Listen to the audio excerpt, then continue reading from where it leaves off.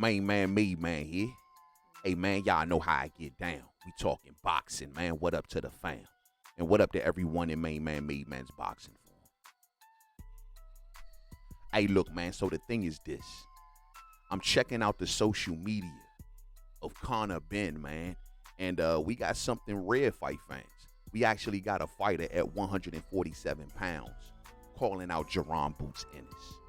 It seems as if that Conor Benn is one of the few names out here, fight fans, that's publicly looking for a fight with Jaron Boots Ennis, and this is not nothing you see every day. I think this is something that Jaron Ennis honestly should take a look at.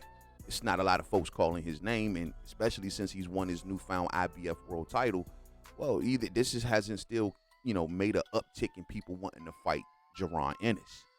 But however, Conor Benn definitely wants to smoke, and I think it's a very, very interesting fight and something that Jaron Ennis should take serious. I hope that all of the interviews that he's doing, instead of talking about Terrence Crawford name every other interview, how about talk about the folks that's actually saying your name?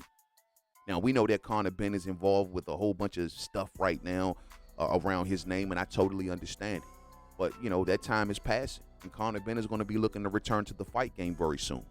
Clearly, Conor Benn wants some smoke. He wants some name recognition. He left off fighting guys like Chris Algieri, trying to get some American name recognition, and he powered through guys like Chris Algieri, but things kind of went left for Conor Benn after his PED scandal. But however, he's returning to the game. He's a name, a recognizable name, especially out there in the UK. And this is something that Jaron Ennis, given that he has no one around him right now really begging for a fight, really should consider. I mean, you think about it. This can be this can be Jaron Ennis' way to his fight over the water. Every fighter goes through it, right? Terrence Crawford went over there and fought Ricky Burns overseas. Earl Spence went over and fought Kell Brook overseas. Gervonta Davis went and fought Liam Walsh overseas. Fighters do this. This is like a rites of passage. When that fight presents itself for you to go overseas to another market to get your name and brand out there, well, if that opportunity presents itself, you got to take it. And this is one. Conor Benn has a huge name in the UK. He has a promoter that's pushing him in Eddie Hearn.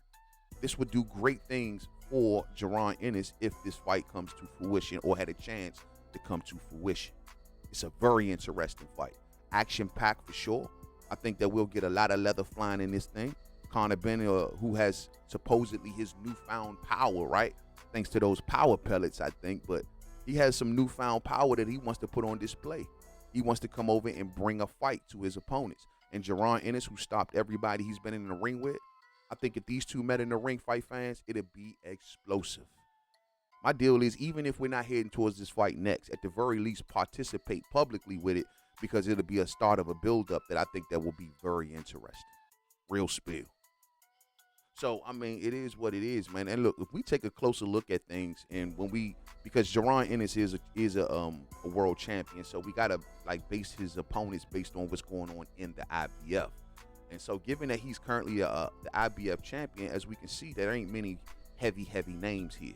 The heaviest name in this particular sanctioning body is right here at number 6 in Earl Spence Jr., who says that he's going to 154, but his name is still rated everywhere at 147, which I think is very, very funny. Very, very funny. But other than Earl Spence Jr., man, there's really nothing here. And people that's why I don't like the fact that he's talking about Terrence Crawford, because Terrence Crawford, who had a belt and was their champion, when he got, when he vacated that title, well, they just took him completely out the rankings.